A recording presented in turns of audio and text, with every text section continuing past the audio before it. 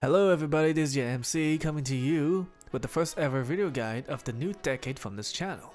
Today I'll be talking about Monster Hunter World Iceborne, specifically on Safi Siege. While there are many videos of what to do and what not to do, and kind of a breakdown on Safi Siege, not many will tell you how to get the full rewards without getting all the objective points. I know this is very late since the siege will end approximately on the 5th of January, but better late than never. This will make it easier for many hunters to get their weapons and materials once it comes to PC, and as well as those on consoles. With that said, let's get started. Now I do have to address in this video that this is not particularly a video about which weapon to use for it to be effective and such. This is based upon the weapons I use that made it possible either with randoms or even with a group I can communicate with. In the initial first run, aiming for the head is a priority because it has two objectives to focus on, breaking it partly and completely. It would be a hassle if you have to do these objectives in later runs if you couldn't get it in the first one. However, trying to make this easier and have someone with you to deal more damage to the head. I personally use a rapid fire sticky 2 lipo gun, specifically the Aqua Shot.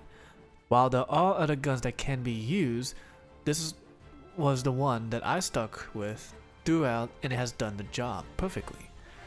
With at least 2 people on the head, you'll be able to get both objective either in the second phase or possibly third phase of the first one sooner than later.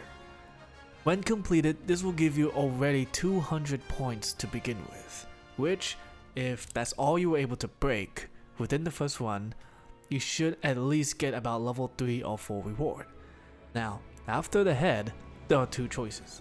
If you have plenty of time left, like 15 minutes, have a melee weapon and it's considered the first one, you can aim for the tail.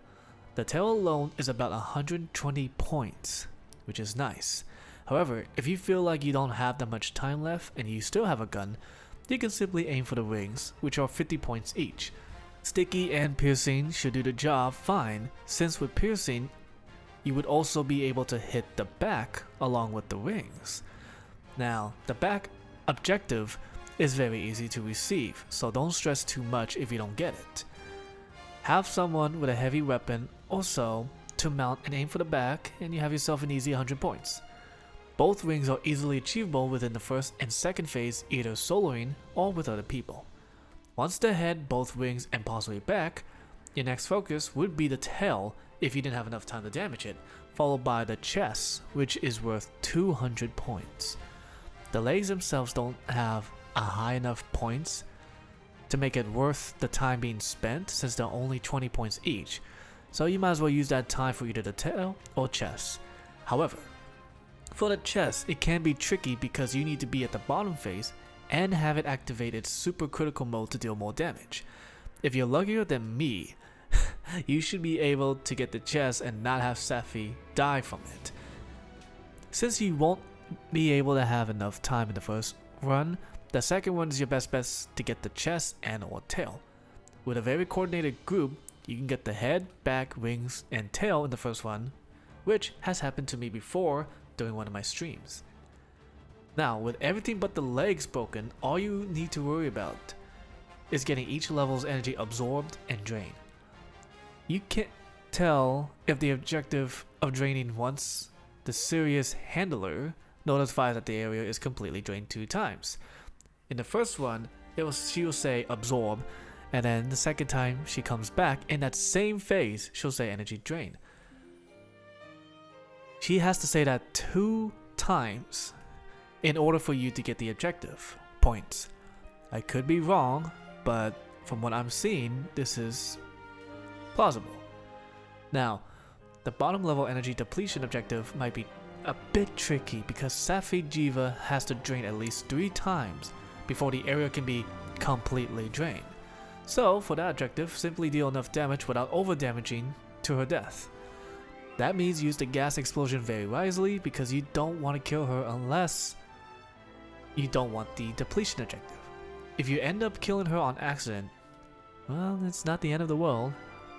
With everything I mentioned in terms of gaining objective points, you should end up after killing her with a whooping 1,645 points. When you do the math, every reward level requires 100 points, so you basically receive more than enough to get level 16 reward.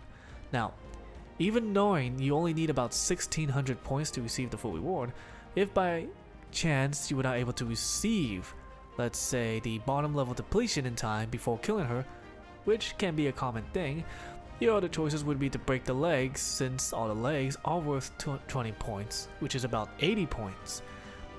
And not getting the bottom level depletion with everything else broken will set you back to at least 1,525 points. At least then you made it to level 16 with about 1,605 points. All of this is very doable within 3 runs should everyone, if not 3/4 of the group's priorities, be present.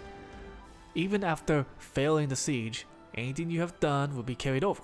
The reason I say this is because I have ran into a few groups where they continually aim for parts already broken, with the exception of the head, obviously. And that, my friend, is a bit of a breakdown for the Safi objective points needed for a level 16 reward with minimal work and priorities straightened. I won't be mentioning which weapons are effective towards certain body parts per se, only because mainly it will be through my perspective based on my weapons and not in a best use consent. I appreciate you listening and watching the video. If you have any comments, suggestions, critiques, or just want to leave a comment, by all means you're more than welcome to. If you want to catch my stream and VODs, my Twitch link is down below, and you too can catch me play more Iceborne. That said, until next time, and happy hunting.